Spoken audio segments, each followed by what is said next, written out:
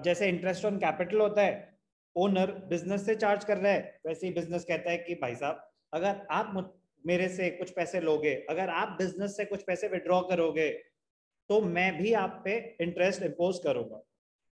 The business can recover interest from the owner on the amount withdrawn by the owner.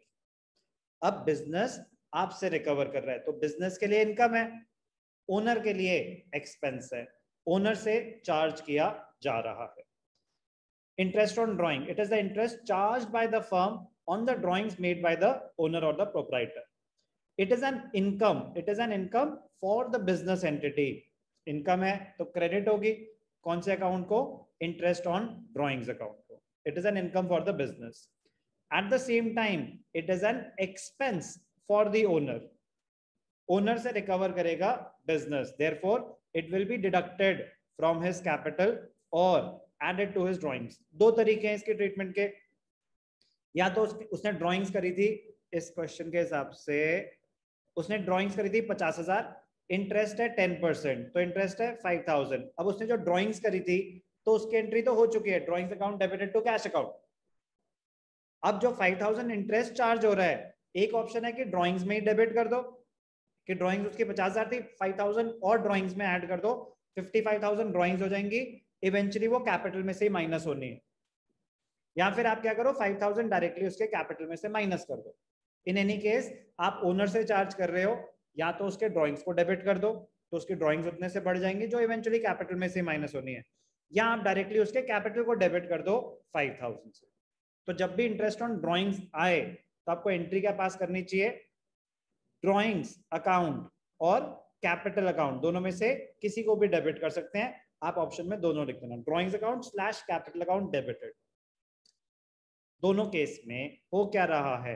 दोनों case में हमारी capital कम हो रही है, तो decrease in capital is debited. Business के लिए इनकम है तो बिजनेस की इनकम जनरेट हुई है, तो increase in revenue is credited. So क्या बताया? इंटरेस्ट इन ड्राइंग दो ऑप्शन है. Option 1, rupees add 5,000 to the drawings of the owner which will eventually be deducted from the capital. मतलब 5,000 आपने ड्राइंग्स करी थी 50 की, तो 50,000 की आपकी ड्राइंग्स की एंट्री आ रही होगी ड्राइंग्स टू कैश, उसके ऊपर 5,000 एडिशनल इंटरेस्ट इंपोज हुआ. कह रहे ऑप्शन 1 आप 5,000 ड्राइंग्स में ऐड कर दो. क्या कर दो? 5,000 ड्राइंग्स में ऐड कर दो. ऑप्शन 2 क्या है? Option 2, debit the capital account directly. आप डायरेक्टली ही एक ऑप्शन ड्राइंग्स में ऐड करो, फिर ड्राइंग्स इवेंचुअली कैपिटल में से डिडक्ट हो जाएंगी. एक ऑप्शन है कि आप डायरेक्टली कैपिटल अकाउंट को ही डेबिट कर दो. कह रहे in both the cases it will be debited either to drawings और कैपिटल. कह रहे डेबिट तो होगी होगी, डिक्रीज इन कैपिटल तो होगी होगी. So in both the cases it will lead to a reduction in the balance of capital. दोनों केसेस में आपका कैपिटल बैलेंस ही रिड्यूस हो रहा है. इंटरेस्ट कितना था? इंटरेस्ट की एंट्री सिर्फ इंटरेस्ट के पोर्शन से होगी.